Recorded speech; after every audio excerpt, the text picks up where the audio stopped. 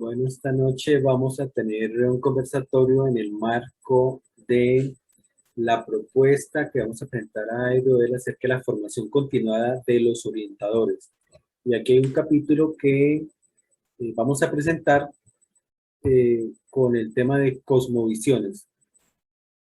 Podemos discutir un poco de los resultados que hemos encontrado en, un breve estudio que hicimos con una muestra de 120 adolescentes colombianos y argentinos.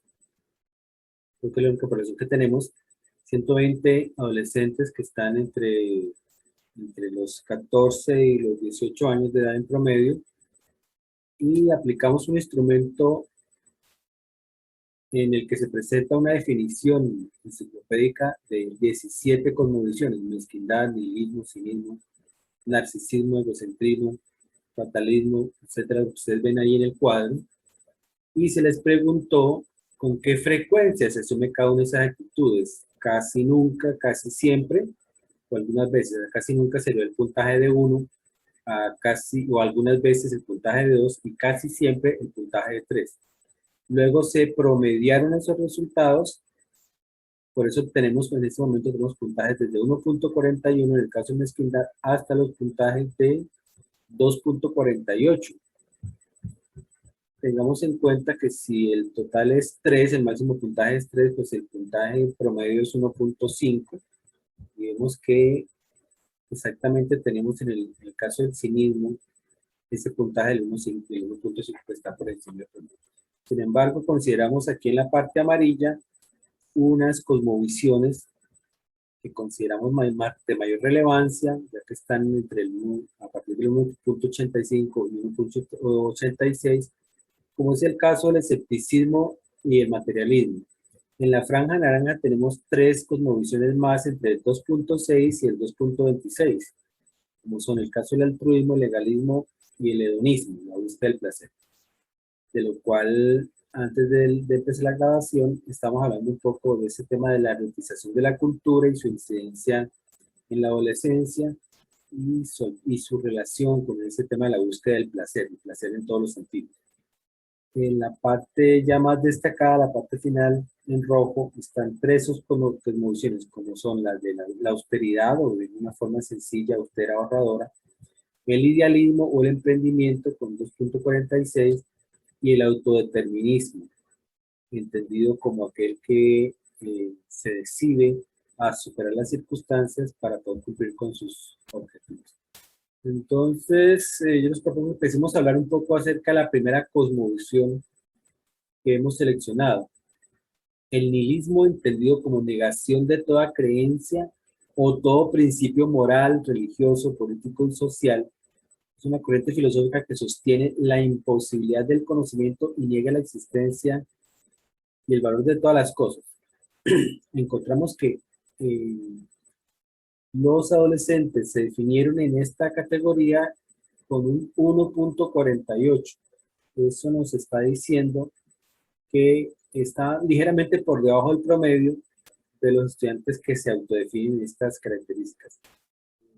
¿Cómo, cómo son los discursos de estos estudiantes que encontramos? Silvia y Ana Marcela, ¿qué tipo de cosas nos dicen los estudiantes que podrían caber dentro de este discurso negacionista, por decirlo de alguna manera? No hay futuro. Bueno, básicamente es los discursos que uno encuentra como en torno a vivir el momento, ¿sí? Porque pues como no hay futuro, no hay como esa necesidad de proyectarse y tampoco se ve como la necesidad de, de esa misma, la escuela no es importante y no es relevante para ellos como de pronto lo fue para nosotros, ¿no? Incluso para los que desde hace más o menos entre 5 y 7 años fueron graduándose como profesionales en los diferentes niveles, ¿no? Para esta generación todo es como algo momentáneo, algo pasajero, Y de alguna manera eso tiene relación, yo lo conecto mucho con lo que estamos viviendo en nuestros países, ¿no?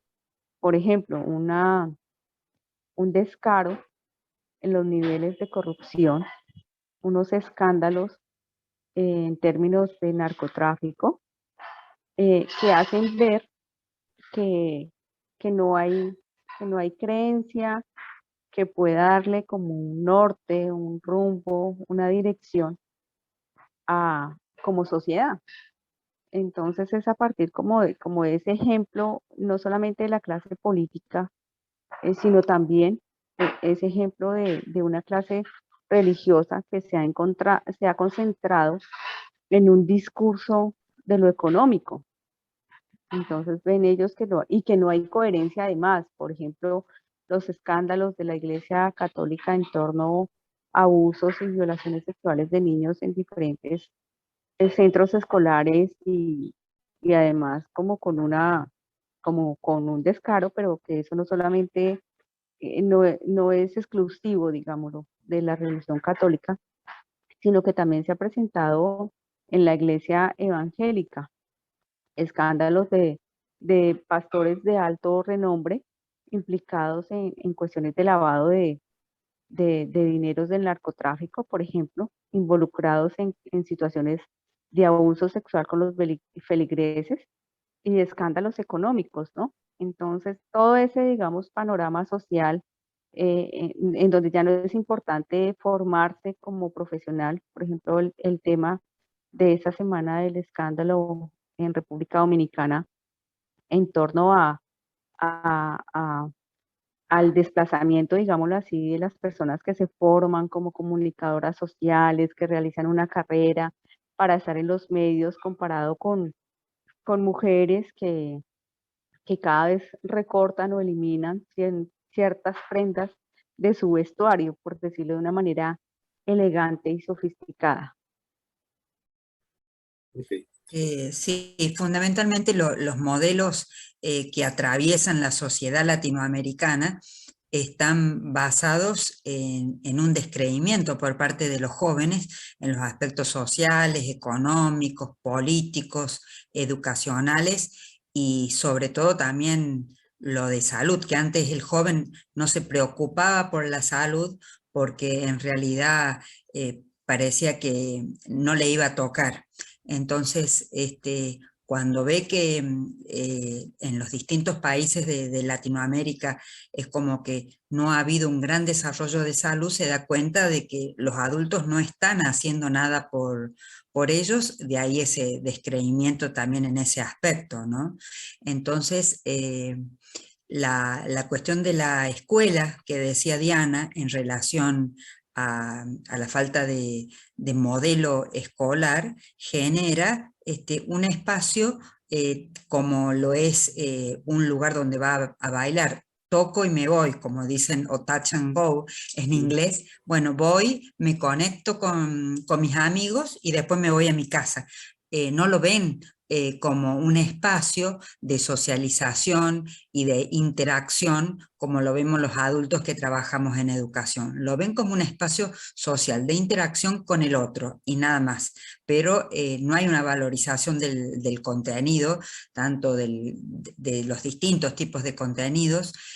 Hay escasa participación en relación a espacios religiosos, solo en algunos pequeños grupos donde hay una adhesión religiosa por parte de la familia, que los invita a participar de esos grupos religiosos, pero los chicos que asisten a las escuelas que no son religiosas, es como que lo usan como un espacio social nada más.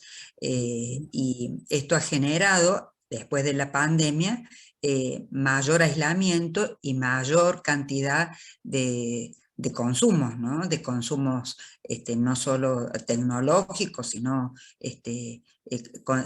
distintos tipos de adicciones, por otro lado. Adicciones con sustancias y adicciones Sí. sin sustancia, lo que decía Diego. Exacto.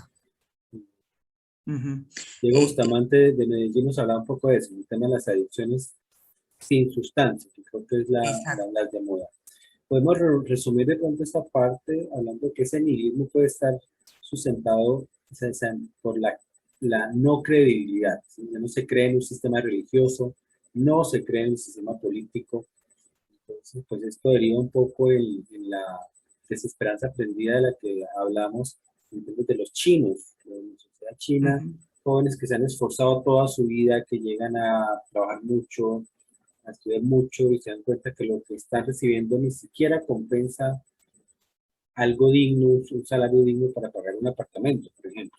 Pues creo que ese tipo de actitudes nihilistas rayan también en el tema de decirle, bueno, ¿por qué no intentamos buscar una beca para estudiar? Dicen, no, yo nunca me voy a ganar una beca. Pero bueno, entonces es un crédito. Dicen, no, yo para qué me gano un crédito si es que me va a pasar toda la vida pagando ese crédito.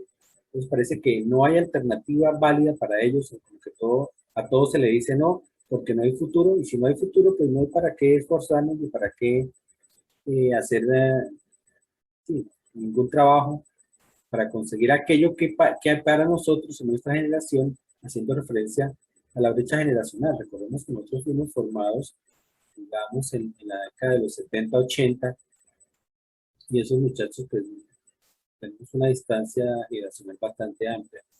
Otra actitud, otra cosmovisión que estamos investigando es el tema del narcisismo.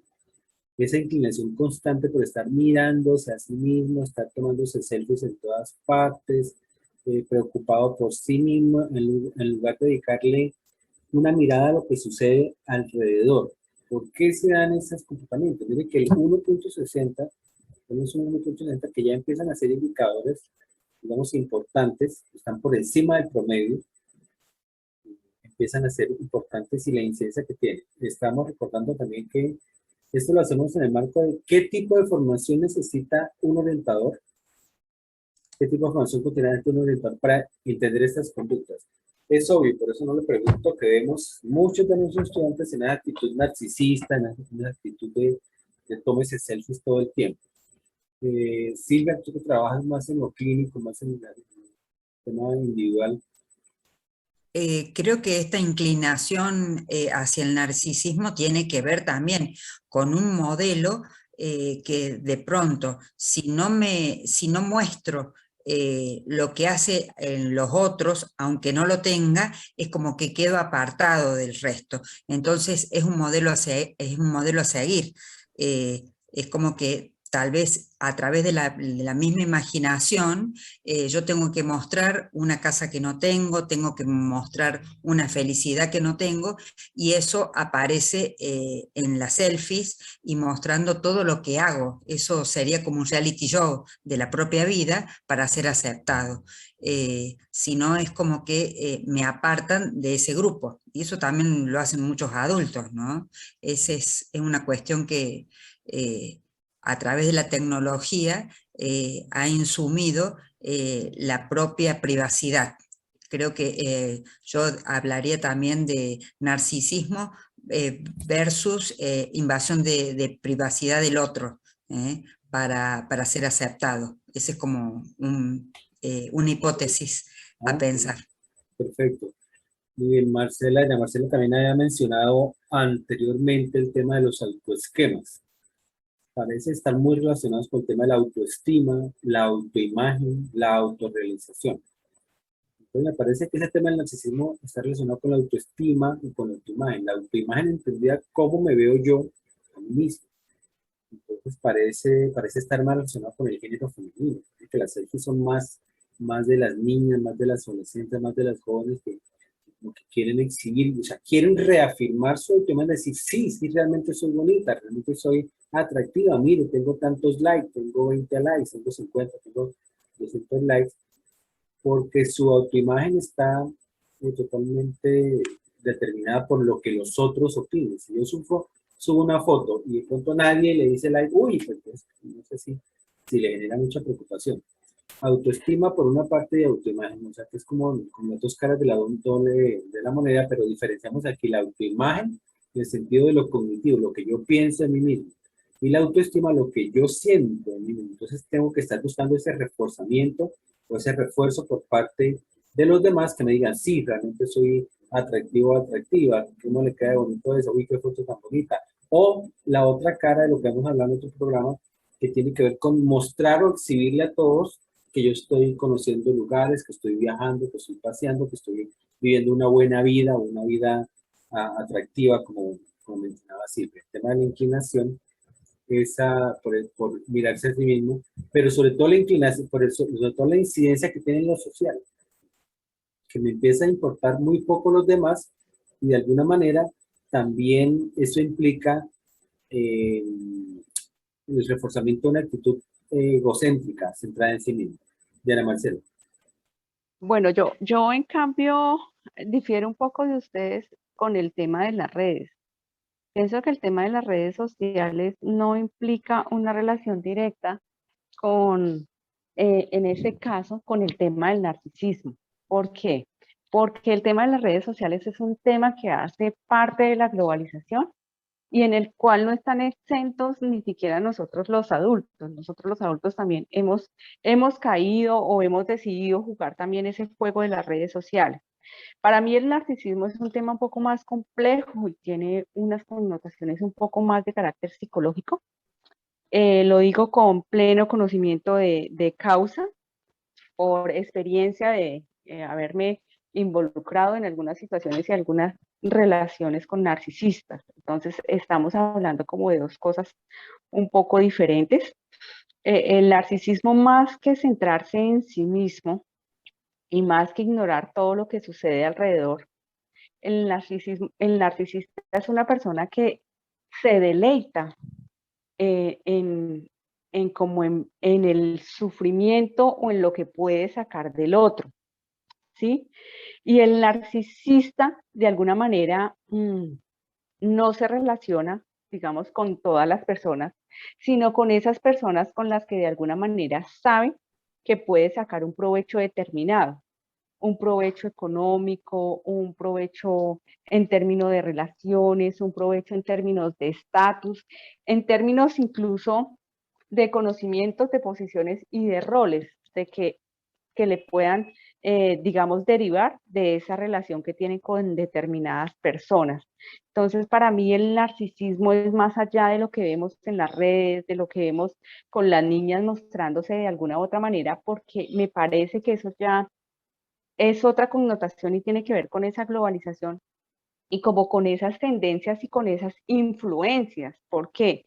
Porque de alguna manera yo veo que mi maestra que se ha esforzado, que tiene una maestría, incluso un doctorado, todavía llega posiblemente a la escuela a pie y no en un automóvil de lujo.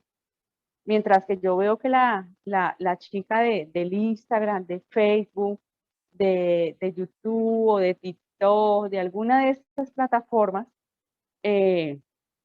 posiblemente ni siquiera alcanzó a terminar sus estudios de bachillerato, pero me muestra esa vida a la que yo quisiera acceder, ¿sí? Esa vida de los viajes que hemos mencionado acá, Está de el los tema viajes, de de los Colombia, lujos. la EPA Colombia. EPA Colombia Exacto, por ejemplo, EPA es un Colombia, que es personaje que creo que se ha trascendido las particular. fronteras. Sí, un personaje, Entonces, por así decirlo. y así para hacer un poco de contexto a los que no conocen el tema de EPA Colombia, pues es un personaje de una youtuber, una influencer muy conocida en Colombia, que sí, como que subió como la espuma y como dice el refrán, que sube como palma, cae como poco. O sea, llegó su momento en donde cometió errores justamente por eso, por esa actitud narcisista de estar mirando hacia sí misma y que me vean en el Facebook y cuántos, o que me vean en YouTube y cuántos likes eso me implica, y también el beneficio económico que hay detrás de eso, porque no hace caer en cuenta de la Marcela, ¿no? Que el narcisismo tiene también unos intereses profundos que no sería, no tenemos como mucho tiempo a analizarlo aquí, pero que no podemos descuidarnos. Otra actitud que encontramos acá es ese derrotismo, que también es interesante que lo analicemos. Aquí el derrotista es el que antes de empezar una tarea ya está derrotado. Le dice uno, por ejemplo, desde la orientación vocacional, dice, preséntese a la Universidad Nacional o a las universidades públicas. Dice, no, yo para qué, yo con esos puntajes, yo voy a poder, yo no, yo para qué pierdo la plata, yo no voy a hacer absolutamente nada. Esa actitud derrotista mire que vamos ascendiendo en el puntaje, 1.71. Es una incidencia por encima del promedio que ya empieza a cobrar relevancia, ya tenemos que tener en cuenta con qué frecuencia encontramos estudiantes con esas características de orientación, Silvia. Bueno, ahí fundamentalmente yo creo que el derrotismo también está basado en la falta de confianza o la autoconfianza, a veces por exceso de exigencias o falta de exigencias a nivel familiar. Entonces es como que yo salgo del mundo escolar y si me tengo que enfrentar o al mundo laboral o al mundo universitario o académico, si sigo alguna tecnicatura o algún oficio, es como que antes de empezarlo ya digo que no voy a poder. Entonces esa imposibilidad creo que tiene que ver con la falta de autoconfianza y también autoestima. Todo está relacionado. Por eso es como muy importante la figura del orientador en este momento, en el joven, para poder contener y sostener sus actitudes y poder revalorizar todos aquellos aspectos que ha podido lograr hasta el momento de ingresar a la universidad o algún trabajo, de no querer estudiar. En la clínica uno siempre dice, bueno, si llegaste hasta acá es porque lo pudiste hacer, y eso a veces lo tiene que escuchar de un otro para poder encaminarse y ver cómo se enfrenta a esto nuevo, a esto desconocido.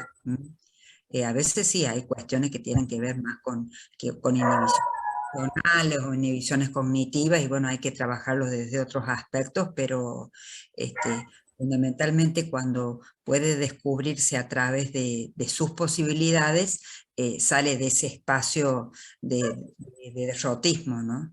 O a veces también tiene que ver con querer quedarse en esa zona de confort que le genera seguridad. Eso también es como muy importante tenerlo en cuenta.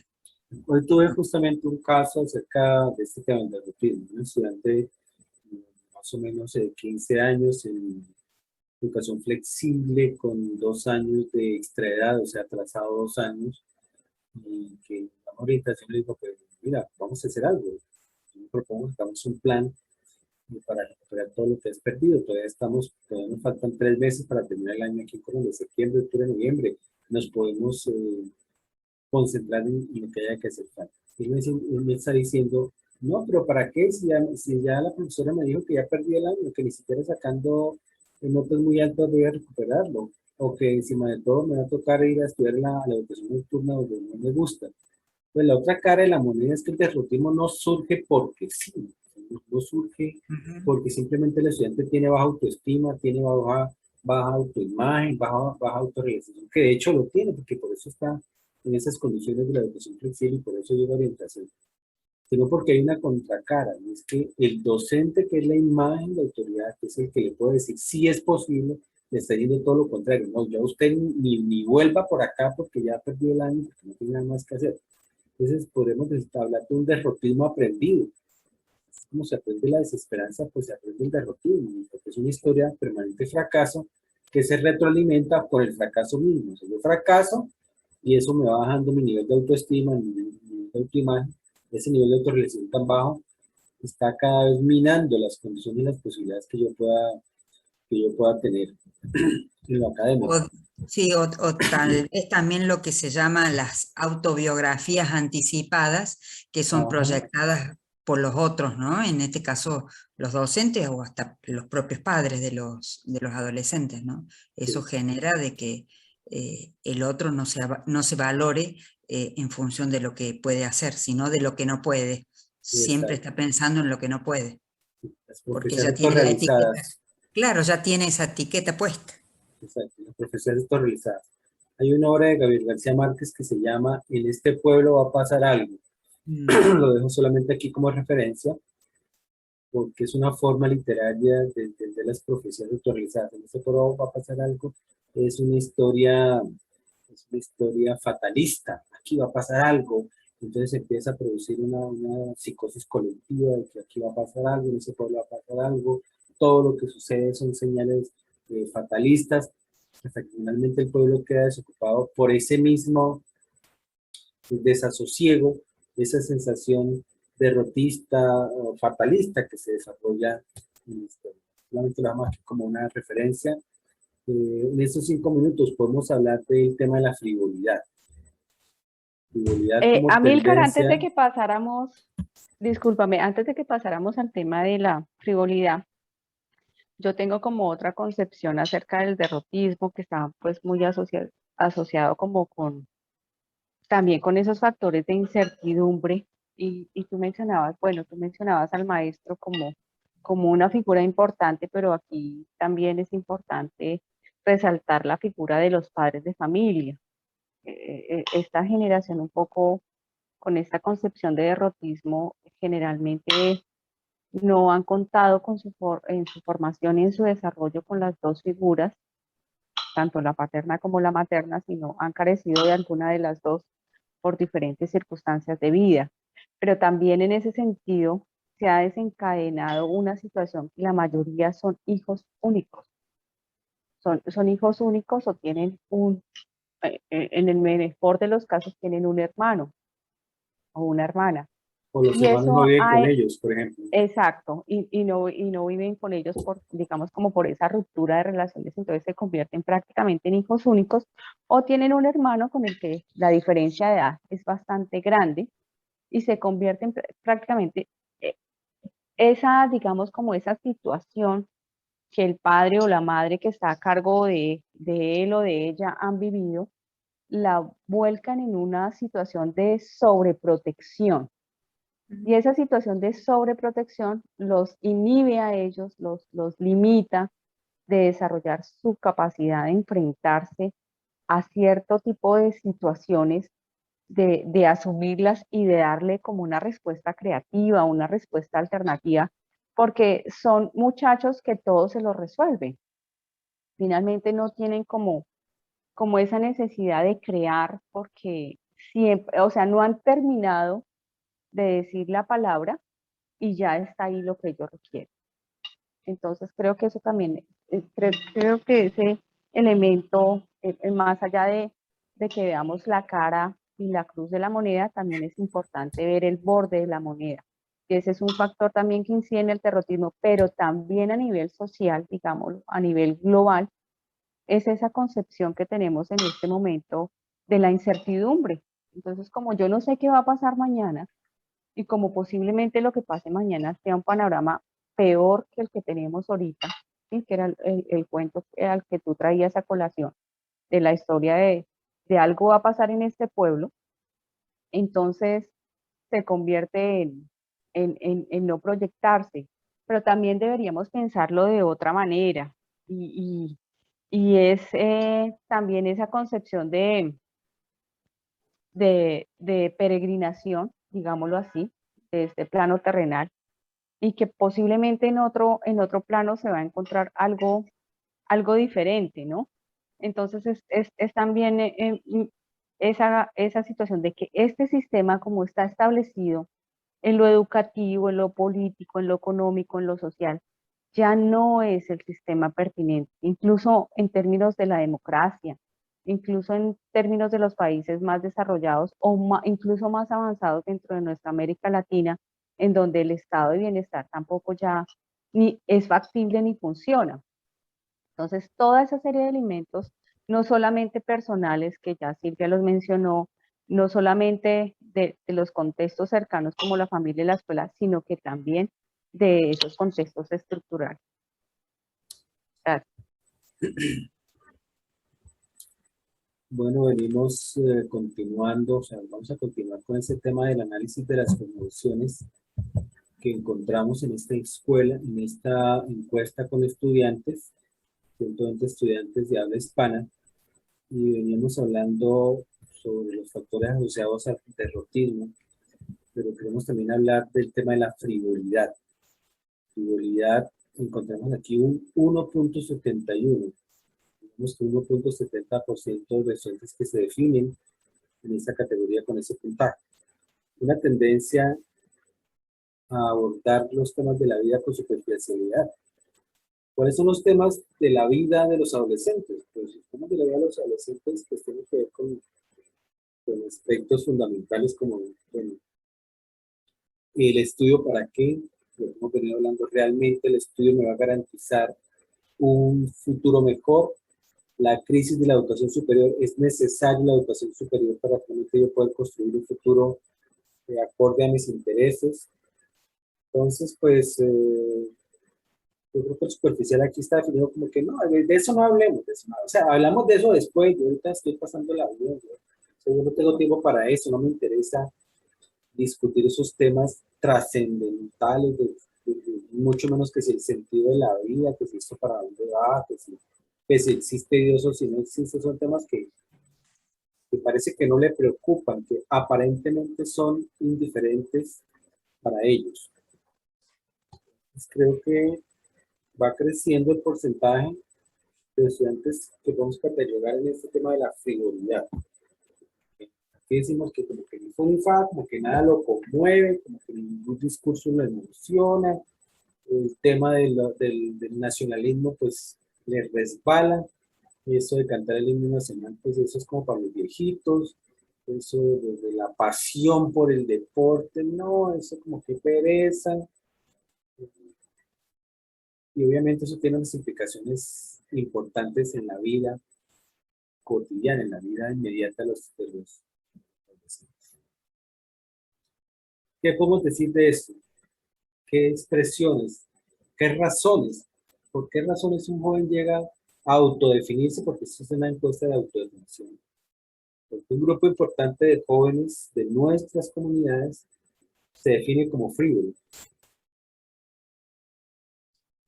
Fundamentalmente creo que tiene que ver con si no se sienten atravesados por los conflictos. Parece que los conflictos que pasan en la sociedad son de otros, no son propios. Si hay alguien cercano que le pasa algo, por ejemplo, que pierde un trabajo, que pierde la escuela, que pierde un ser querido, entonces pasa a ser propio y lo incorpora y lo siente, pero no hay un compromiso social, fundamentalmente porque está atravesado por lo que les rodea, y lo que les rodea es lo más cercano, su grupo de pares.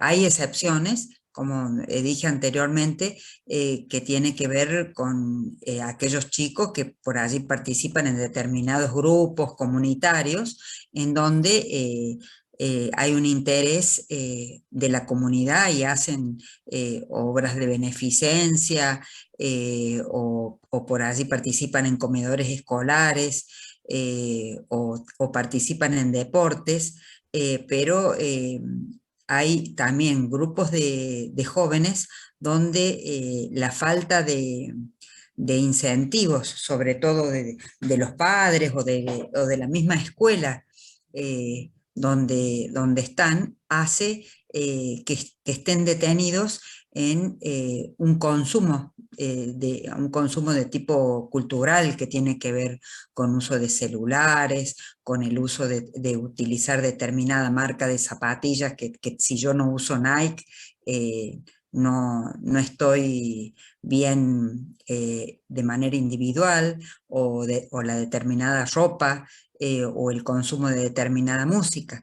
Y uno lo ve en la calle, por lo menos de las grandes ciudades, uno ve chicos que los limpiavidrios, que a lo mejor son chicos que andan pidiendo, y uno piensa desde el interior, dice, está pidiendo, pero tiene un par de zapatillas súper caras, pero bueno, esa es una manera de pertenecer al mundo social, ¿no? El uso de esos consumos materiales o simbólicos que llaman algunos autores.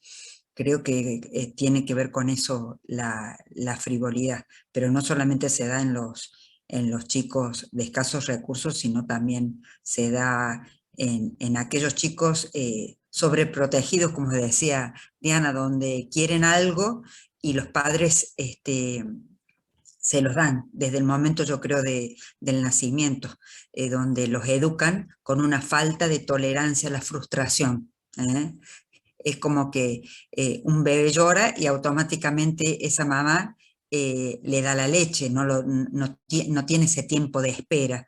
Y bueno, y eso se va desarrollando en las distintas etapas evolutivas, entonces se va generando ese chico que lo tiene todo, apenas lo pide. Y bueno, y en muchos casos se vuelven crueles. Y pasa tanto con los varones como con las mujeres. Ese es un aspecto a tener en cuenta, ¿no? La falta de tolerancia a la frustración tiene que ver, me parece, con la frivolidad. Bueno, hemos hablado de dos aspectos. Uno que puede ser resumido como el chico de la burbuja. El chico de la burbuja es el que no está en contacto con las necesidades humanas, con las necesidades sociales. Todo lo tiene, o sea, nada le cuesta trabajo conseguir, es simplemente pedirlo y antes de pedirlo ya lo tiene. Entonces, pues, ¿para qué me preocupo yo por los conflictos de la vida? Si es que no tengo conflictos en la vida. No he tenido que resolver, nunca he tenido que resolver ningún tipo de conflicto. Que podría uno referirse a clases altas, pero esa encuesta no está aplicada a estudiantes de clase alta, está aplicada a estudiantes de promedio, muy del promedio, clase media, tenemos la más media. Pues puede que eso no sea la explicación. Esa tendencia a la superficialidad también podría tener que ver con otro aspecto un poco más trascendental, y es el hecho que hay estudios psicológicos contemporáneos o recientes que nos hablan de que no todo el mundo tiene una voz interior, no todo el mundo tiene esa campanita de la conciencia que le dice, oiga, esto como que no está bien, ¿por qué más bien no hacemos las cosas de otra manera? Me parece que ese estudiante frívolo podría ser una hipótesis bastante está descabellada. Tiene que ver con eso, con esa carencia de la voz interior acerca de los conflictos trascendentales. Otra forma de no enfrentar los conflictos trascendentales de la vida es no entenderlos. No entender que la vida es trascendental en sí misma. El vivir el día a día también puede ser entendido como una actitud fría. No, yo me preocupo por lo de hoy, por lo de mañana, pues ¿para qué me preocupo si no he llegado? O que se preocupe mi papá, mi mamá, o que se preocupen otros, pero pues ese tema de que qué voy a estudiar, que qué carrera voy a estudiar, qué profesión voy a tener, pues parece que no va con ellos. Pero seguramente hay otras formas de mirar el tema de la frivolidad, de Marcela.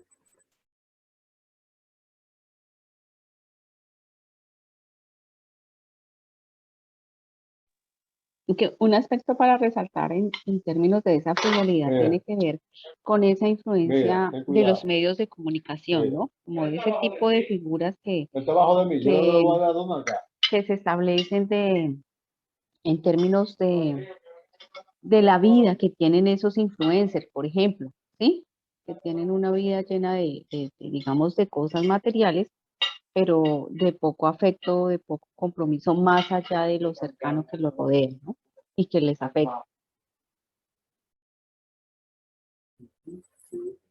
En ese tema de la frivolidad, la persona siempre me ha llamado mucho la atención. Hay un estudiante que tengo en el grupo, estoy atendiendo, y es muy del tipo de la modelo de revista. O sea, se sabe, ¿verdad? O se cree muy atractiva, una adolescente típica de 16, 17 años, pues que todos los muchachos la buscan, que todas las niñas le dicen que es muy linda, que todo el mundo le dice que qué bonita es, que porque no se mete a modelo, que porque no se mete. Entonces, no sé hasta qué punto ese refuerzo de lo social, lo frívolo puede estar muy asociado a ese refuerzo de la imagen, que es tan bonita que ya tiene la vida resuelta, que no es sino que usted haga clic, y van a caer los muchachos rendidos, o usted chasquea los dedos y ya todo problema desaparece. Puede tener que ver con eso, no necesariamente es un estudiante de clase alta, ¿no? Todos son estudiantes promedio, más medio, pero sí se evidencia como que esos temas de la frivolidad, que como que a mí de los problemas de la vida no me hable porque no me interesa, no me importa, entonces, no hablamos de otra cosa. Tenemos el otro extremo, el estudiante, bueno, el extremo puede ser el tema del materialismo, que ya tiene un porcentaje de 1.86, ya cobra más relevancia, está en la línea de la que llamaríamos aquí la franja amarilla, que nos habla de una actitud en donde de la total relevancia del dinero. Se le dice, pensemos en una carrera de salto, tú dices, no, pero ¿con qué plata? Consígueme la plata y entonces hablamos.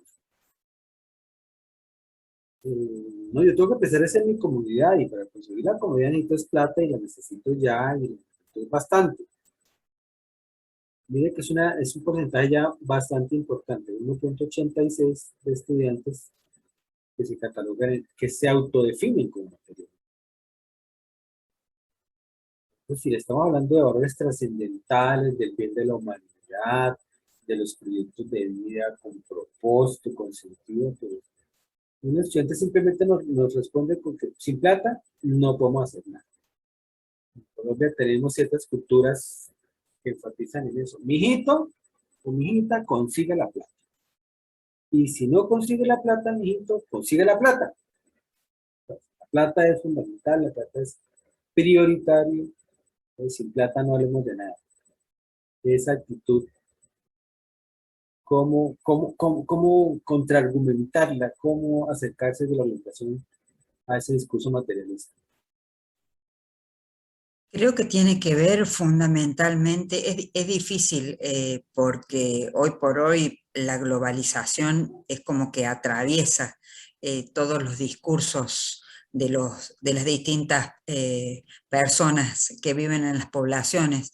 Entonces es como que terminan buscando el dinero, pensando en el dinero para elegir una carrera, en una escuela para posicionarse socialmente, en determinada ropa para ser aceptado, en tratar de tener cada vez más cosas materiales para ser feliz. Entonces creo que por ahí el materialismo está asociado a una felicidad instantánea, ¿no? Tengo esto y voy a ser feliz, y no se entiende la felicidad desde el punto de vista del bien común. Es un materialismo individualista, donde lo que interesa es estar bien yo y para ser aceptado. Hay como que una necesidad de ser aceptado por los otros, y en esta carrera de ser aceptado por los otros, por allí se termina solo. Hoy por hoy hay muchos jóvenes que terminan cambiándose de escuelas para ser aceptados y hasta... social. Claro, para lograr una aceptación social desde los otros, ¿no? El insumo o el consumo material cada vez genera más personas solas, y uno lo ve en determinados espacios donde la gente no se puede comunicar desde una fila que uno está haciendo a lo mejor para ingresar a un banco. Cada uno está en lo suyo, no habla. Cuando por allí dos personas empiezan a hablar, es como que llama la atención, donde tendría que ser algo cotidiano. Y esto también pasa en los jóvenes. Es como que ingresa un joven a un determinado espacio físico que podría ser la escuela. Si es una escuela donde no hay uniforme y no tiene esta determinada vestimenta, estos consumos materiales, es mirado discriminadamente. Entonces es como que necesita esos insumos materiales para la aceptación. Es lo primero que mira la sociedad, no mira a los ojos, digo yo. Siempre les digo, ustedes tienen que mirar los ojos para mirar el alma. Y los chicos dicen, ¿de qué estás hablando? Sí, Es un discurso muy trascendental para ellos, yo diría. Si yo dijera eso a los estudiantes, yo creo que me dirían lo mismo. Está hablando. Bueno, el materialismo está obviamente transversalizado por el tema de la cultura del bienestar. Sí. Se coloca como usted estudia para estar bien, para tener su bienestar. Usted tiene que ganar mucho dinero para tener bienestar, y el bienestar está entendido como recursos materiales. como bienes y Para vivir servicios. el momento, para vivir el momento. Sí, pero no necesariamente el momento, sino, bueno, yo quiero vivir bien toda la vida, yo quiero tener una casa grande, yo quiero tener un buen carro, yo quiero tener una mansión, yo quiero tener una buena casa. Entonces, son temas como esos están muy asociados con el materialismo. La animación también creo que va a comentar algo más. Sí, yo creo que fundamentalmente el materialismo como que se fortalece cuando se confunde o se cambian, digamos, los satisfactores de las necesidades que son comunes a los seres humanos, dependiendo como de la cultura y la situación, ¿sí? Cuando se confunde eso y se empiezan a agregarle como otro tipo de elementos, como decían hace poco en un comercial, ¿no? O sea, esta botella de agua, si me la tomo acá en la escuela, pago tanto por ella, ¿cierto? Sí. Pero si me la tomo en el aeropuerto, ya tengo que pagar un valor diferente por esa botella y es la misma botella. Pero si yo voy a un resort y estoy en un resort de fin de semana y pido la misma botella, con seguridad voy a tener que pagar un valor muy diferente por esa botella y es la misma botella y contiene la misma agua.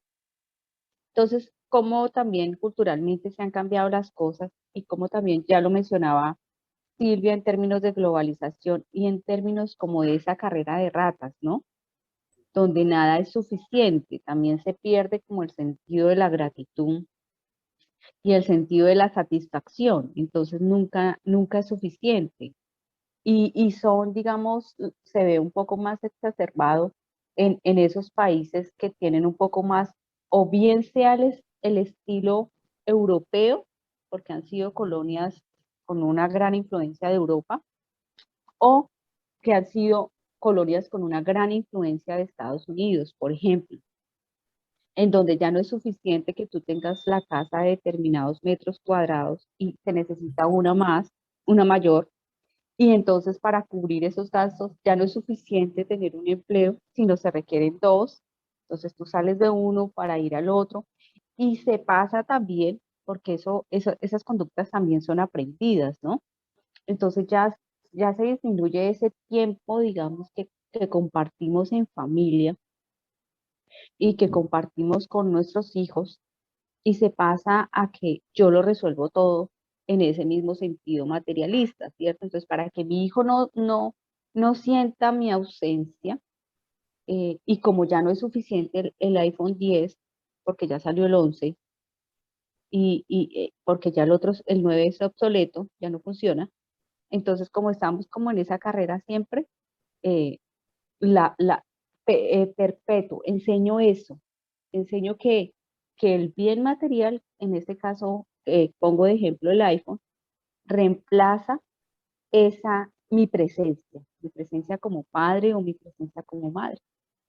Entonces también es el lugar que empieza a ocupar lo material y que empieza a desplazar lo, las relaciones muy bien expresadas en el ejemplo que ponía Silvia de mirar a los ojos, por ejemplo, o de escuchar. ¿Sí? ¿Cuántas veces se comparte una cena, una comida, sin presencia, por ejemplo, del celular? Y me hace pensar también que, decía Ana Marcela, o sea, el materialismo está respaldado no por las necesidades, no porque está asociado con satisfactores relacionados con la necesidad de subsistencia y protección. El materialismo ya supera el tema de que estamos trabajando para comer y para pagar la seguridad social. No es suficiente protección, son otras necesidades. Afecto, de la que hemos hablado mucho. ¿Sí? Me gano el afecto de los otros porque les regalo, porque les doy determinados elementos materiales. Afecto, identidad, cómo los bienes materiales me definen a mí como persona, cómo la emisión del tener en alguna medida sí me define en gran parte y construyo un sentido de vida o construyo mi felicidad a partir del tema del tener recursos económicos. Participación, obviamente el tema de los recursos materiales me permite participar en ciertas esferas, creo que siempre insisto mucho en eso, cómo los recursos materiales me permiten a mí ingresar a un nivel social diferente al que puedo tener solamente estando en el nivel en que estoy. Entonces, ese tema de las necesidades que están detrás de esas actitudes, creo que es una constante que podemos ir revisando. Otra actitud de la que hemos hablado un poco en otros términos es el hedonismo, la búsqueda del placer. Son nuestros jóvenes hedonistas, que sube dramáticamente a 2.26. Nuestros jóvenes se definen, muchos de nuestros jóvenes se definen como hedonistas, la búsqueda del placer. El placer, la comodidad, no necesariamente la inacción, pero sí ese tema de la búsqueda del placer. Y en ese contexto veníamos hablando del erotismo, de la erotización de la cultura y de una cultura vendida o presentada mediáticamente con el lujo, con la extravagancia, con una cantidad de características que pueden estar detrás de esa actitud hedonista de los adolescentes. Sí, está como muy relacionado con el individualismo, con pasarla bien, con poder estar con sus pares a partir de esos bienes materiales. Está muy relacionado esto del hedonismo con el materialismo, y creo que el hedonismo pasa en el adolescente fundamentalmente por lo que vos decías, Amílcar, la erotización del cuerpo, la erotización de los bienes materiales y la influencia fundamentalmente de la publicidad que son modelos a seguir, sobre todo, no solo de la publicidad que aparece por allí en las redes sociales, sino en la misma televisión, donde hay que consumir determinadas personalidades o objetos para lograr el placer. Y donde nosotros como figuras adultas sabemos que por más que consumamos determinado producto que es de venta libre, concretamente a lo mejor que se venden en las farmacias, no nos vamos a sentir bien. Hay que hacer todo un proceso que tiene que ver con lo biológico, lo psicológico y lo social para sentirse bien. En cambio, el adolescente lo toma como que, bueno, yo me tomo esta pastilla también y me voy a sentir bien, o el tema de la eterna juventud a través de una modelo que aparece en una publicidad. Entonces, para ser como ella, yo voy a consumir determinado producto alimenticio para ser así. Y bueno, y esta modelo a lo mejor no come absolutamente nada, o está todo el día haciendo gimnasia o en un centro de estética para ser así, lo mismo que un joven. Entonces, no ven un esfuerzo por detrás de esto, ven el resultado. Y esto genera, digamos, determinadas contradicciones, porque sienten que la publicidad también es mágica. Y bueno, y es como que ellos quieren algo mágico que les produzca ese placer a través de ese modelo que escuchan y que ven. Una actitud permanente de hacer solamente lo que le guste al adolescente. Creo que eso sí es muy una constante, ¿no? Yo, ¿por qué tengo que hacer algo que no me gusta? Si no me gustan las matemáticas, pues no aprendo matemáticas porque no me gustan, ¿sí? Si una carrera tiene demasiado esfuerzo, si tengo que leer mucho, si tengo que leer en inglés o en otro idioma, pues se va, vámonos, porque pues eso no va conmigo. No sé si esa es una forma muy caricaturesca de hablar del egoísmo de los jóvenes, cuando se autodefinen como personas que están en una permanente búsqueda del placer. Placer entendido, no necesariamente entendido como la negación del esfuerzo, pero sí una prioridad en la vida. La prioridad en la vida es pasarla bien.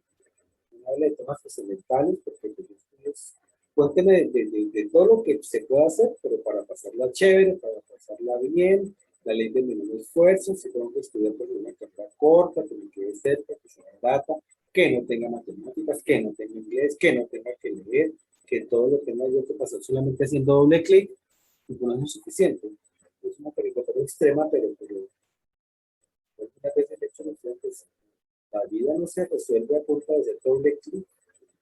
Algo se tiene usted que esforzar. Y no todo lo que uno haga en la vida, pues le tiene que gustar. No todo tiene que ser placentero. Esa es una forma muy exagerada de verlo y no sé si le pone muy de acuerdo con esa forma de presentarlo, pero pues ese creo que sería una forma más o menos. Bueno, Es que en ese mismo sentido es esa pérdida, como lo mencionabas, de la disciplina, pero también esa pérdida del valor del proceso, ¿no? De los procesos. Entonces, por eso ya la educación no es llamativa, porque sí, porque yo tengo que pasar por un proceso de 11, 15, 20 años para llegar a cuando puedo elegir otro tipo de manera, de forma de ganarme la vida. Y eso obedece a también a una situación de consumo donde se ha vendido ese factor de lo instantáneo, ¿no? Entonces el café instantáneo, el estrés, todo es instantáneo. Entonces de alguna manera ya no es ese proceso que se hacía antes, por ejemplo, de las palomitas de maíz, en donde se elegía la mejor olla, se ponía el aceite, se le ponía la sal, se ponían las palomitas, se tapaba, se esperaba, sino que ahora es más sencillo porque yo compro ya una bolsa precocida, la pongo en un horno microondas y en muchísimo menos tiempo yo voy a obtener el mismo resultado. Entonces también es como la sociedad nos ha creado esa situación de lo instantáneo y cómo ha tomado, que este es un tema también para profundizar después, ha tomado la figura femenina eh, de una manera ya, se ha ido a lo vulgar, digámoslo así, para vender cualquier tipo de productos, en donde entre menos ropa se tiene y así no tenga relación con el producto que se está vendiendo, ¿sí? Por ejemplo, para vender llantas, entonces la niña sale en, en, en, en menos de un vestido de baño de 2 piezas, por decirlo de alguna manera. Entonces, todo ese tipo de cosas de la misma sociedad y de la misma formación que ellos están recibiendo en la educación superior, porque también uno los educa de determinada manera en su casa, pero también ellos se enfrentan a muchas cosas en su vida universitaria, como que usted puede ser lo que usted quiera, en términos, digamos, de ese placer instantáneo, de esos lugares que en las ciudades donde nosotros vivimos se encuentran, que de pronto muchísimos de nosotros como adultos somos desconocedores de ellos, pero que ellos los tienen plenamente identificados, ¿no? Que son esos lugares donde se recibe ese placer instantáneo, toda esa exacerbación, digámoslo de alguna manera, y que está muy relacionado con todo lo que ya hemos mencionado acá en este conversatorio, con el cine, con la publicidad, con la globalización, con lo que otros determinan que yo debo consumir, cómo debo consumirlo, cuándo debo consumirlo y cuánto tengo que pagar por ello, además. La cultura del hedonismo, ¿no? A partir de la cultura popular y la cultura pop. Nos quedan 10 minutos. Vamos a hablar de un par de cosas más. Sí, bien. La cultura de la noche. Hay un libro que se llama de Mario Margulis, La cultura de la noche, que explicita bien qué pasa con los jóvenes en la noche, ¿no? Que es como que todo se termina y se desvanece en esa noche. Es como importante también tenerlo en cuenta Una noche de en esto del copas, placer. una noche de Sí, copas, una noche loca. Salvémosla todo de una, que mañana no sabemos. Sí, es muy de la cultura del placer. Hay otro sí. extremo, le preguntamos a los jóvenes en qué ocasiones. Dice que, bueno, una vez se puede comportar como hedonista, otra vez se puede comportar como materialista, pero en otras ocasiones puede ser austero, puede vivir con sencillez y moderación. Mire que son los mismos jóvenes que nos están diciendo estas cosas, porque son momentos diferentes, pueden ser espacios diferentes que tendremos que identificar en qué momentos un joven es sencillo y moderado, en qué momento un joven se define como riguroso en el cumplimiento de las normas, Normas morales, cuando en otro momento se ha definido como hedonista, ¿en qué momento es austero? ¿En qué Creo cosas que sí. es riguroso, es ahorrador, por decirlo así? Cuando veo una valoración a nivel familiar y hay una presencia de los padres, en los otros aspectos, yo hablaría, digamos, de adolescentes huérfanos de padres vivos. Acá el aspecto de la sencillez y la moderación aparece cuando hay presencia de los padres y de alguna manera ven que esos padres se esfuerzan por tener lo que tienen, la cultura del esfuerzo, del emprendimiento. Entonces hay un trabajo colectivo en esa familia y eso se repite en ese adolescente y por allí en determinados grupos religiosos también se observan y no necesariamente en chicos de bajos recursos o de altos recursos, sino que tiene que ver, yo creo, por un modelo familiar impartido, ¿eh? Y sobre todo en la elección de un tipo de escuela donde se pueden llegar a trabajar las virtudes o los proyectos comunitarios y son tenidos en cuenta. Pero desgraciadamente cada vez se ve menos esto, ¿no? Pero hay grupos de chicos y hay grupos de escolares que trabajan con moderación, con sencillez en lo que hacen, porque bueno, han visto el esfuerzo compartido de la familia. Eso sería como un aporte a tener en cuenta. Bueno, 2.44, ya un porcentaje cada vez más importante. Diana Marcela, ¿qué quieres comentar de esa actitud de austeridad? Bueno, yo quiero acá destacar, digamos, como en estos elementos que definen un poco la cultura de la austeridad, como comparar como algunas sociedades un poco de contraste con la nuestra, que sería América Latina.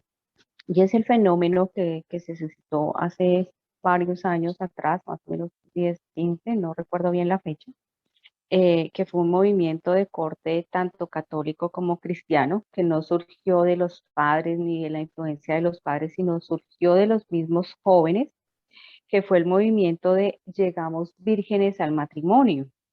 Eso causó gran conmoción, incluso inició en México, y fue todo un revuelto porque fue los jóvenes sin imposición de la familia, sino que tomaron la decisión eh, de mantener, digamos, de guardar su virginidad hasta la consumación del matrimonio, ¿no?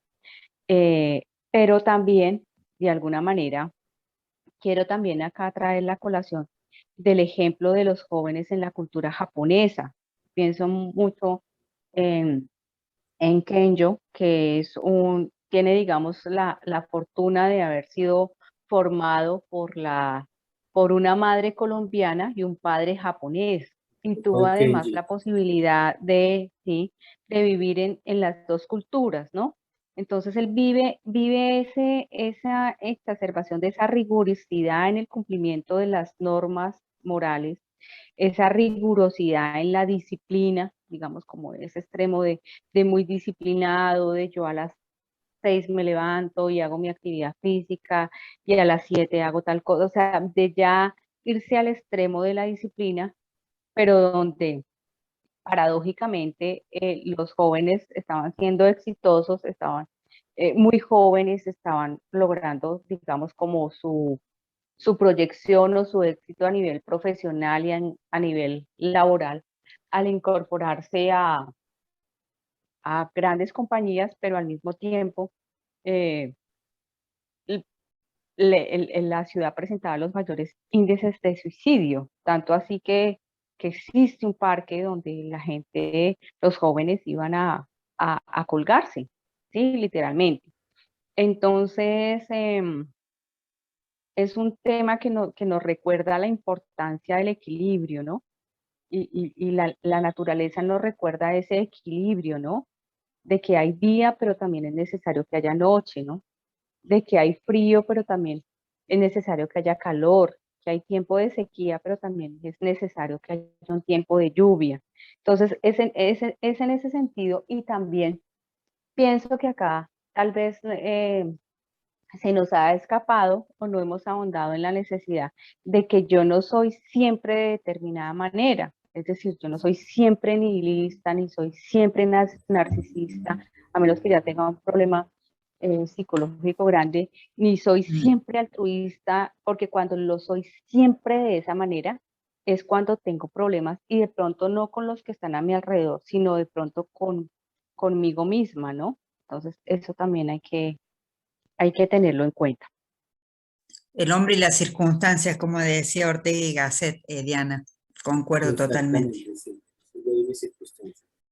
bueno, en estos 2 minutos vamos solamente a hacer una abrebocas de lo que se ve. No estamos hablando de que yo soy altruista, de que yo soy autodeterminista, o que yo soy comunista, sino que en determinados momentos asumo una actitud altruista, en otros una actitud autodeterminista, y puedo asumir diferentes actitudes dependiendo del contexto social, dependiendo del grupo social en el que me encuentro y el respaldo que también podemos tener en la orientación.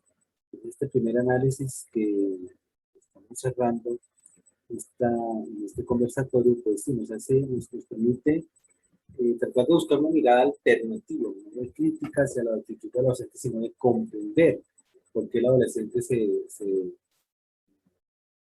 manifiesta en diferentes momentos de diferentes formas. El mismo adolescente que se define como altruista o como autodecidido, en otros momentos puede definirse como austero, en otros momentos como hedonista, en otros momentos puede también hablar de materialismo, pero estos porcentajes nos está diciendo la frecuencia, con la que se asumen los comportamientos. Entonces, afortunadamente esas actitudes narcisistas, nihilistas, pues son menores, son cada vez menores. Veamos que hay una tendencia hacia lo que podemos llamar lo proactivo, hacia la austeridad, el idealismo y el autodeterminismo, la franja naranja. Sí se presentan obviamente manifestaciones de mezquindad, nihilistas, cínicas, narcisistas, egocéntricas, fatalistas, derrotistas, frívolas, pero predominan en orden de frecuencia la actitud de autodeterminismo, 2.48, idealismo, 2.46, y aún austeridad, 2.44. Con esto